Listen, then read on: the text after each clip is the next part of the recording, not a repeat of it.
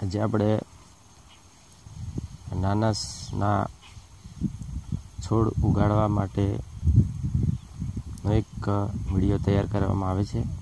એની અંદર કેવી રીતે ઉગાડવું, કેટલા દિવસ સુધી ઉગવામાં લાગે અને શું શું વસ્તુની જરૂર પડે એની માહિતી આપણે વિડીયો દ્વારા પહોંચાડીશું. તો સૌ પ્રથમ તો અનાનસનો જે ઉપરનો ભાગ જે છેડો છે એ છેડાના ભાગને સરળતાથી સારી રીતે કાપી લેવો. ધારદાર છરીથી આ ભાગને કાપી અને કાપ્યા બાદ ધીરે ધીરે એક પછી એક એના પાંદડા કાઢવા. ધીરે ધીરે એક પછી એક બધા પાંદડા કાઢવાના.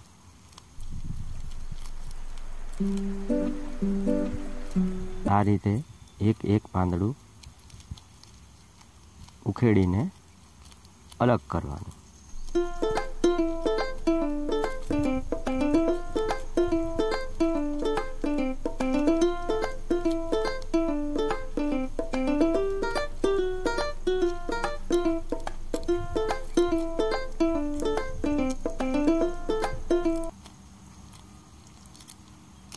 અને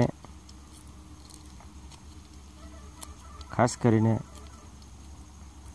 1 ઇંચ જેટલો ભાગ ખુલ્લો કરવાનો. આ રીતે 1 ઇંચ જેટલો ભાગ ખુલ્લો કરવાનો.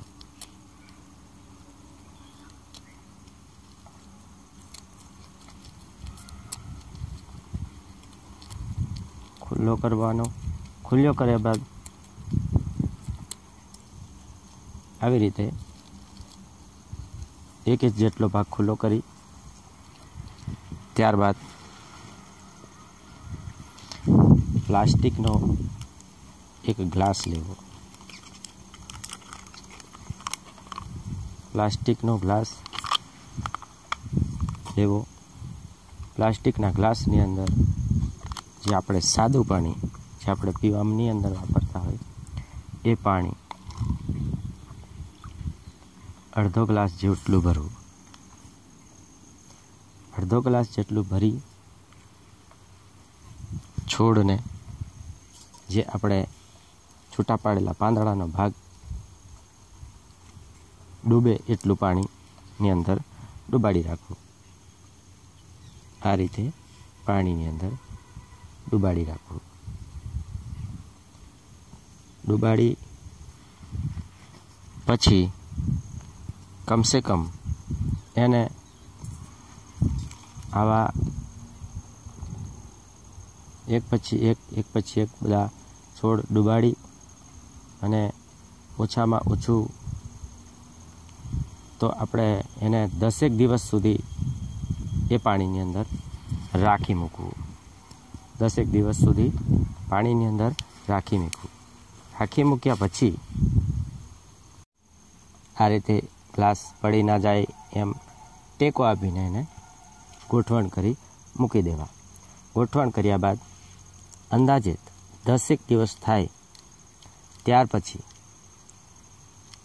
એ છોડને જોતા રહેવું અને ચેક કરતા રહેવું કે એના મૂળ મૂકેલા છે કે નથી.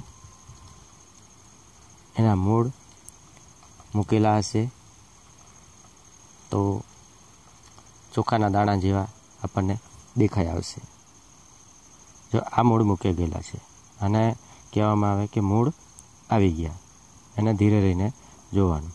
પછી મૂળ આવી ગયા પછી એને ગ્લાસના પાણીમાંથી બહાર કાઢી અને માટીની અંદર રોપી દેવું. રોપ્યા બાદ ત્યારબાદ એને પાણી નિયમિત આપવું.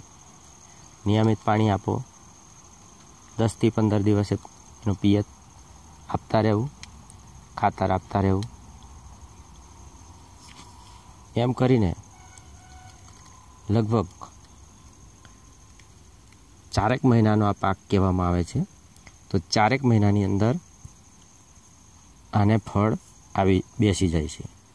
ફળ બેસી ગયા પછી 4.5 થી 5 મહિને એ ફળ પાકું થાય.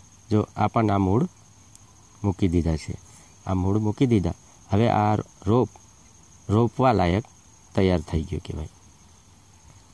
ત્યાં સુધી એને પાણીમાં ડૂબાડીને રાહ જોતા રહેવાનું. તો મિત્રો આ વિડીયો ગમે તો લાઈક કરજો, શેર કરજો, સબસ્ક્રાઈબ કરજો અને બેલ આઇકન દબાવવાનું ભૂલતા નહીં. ધન્યવાદ.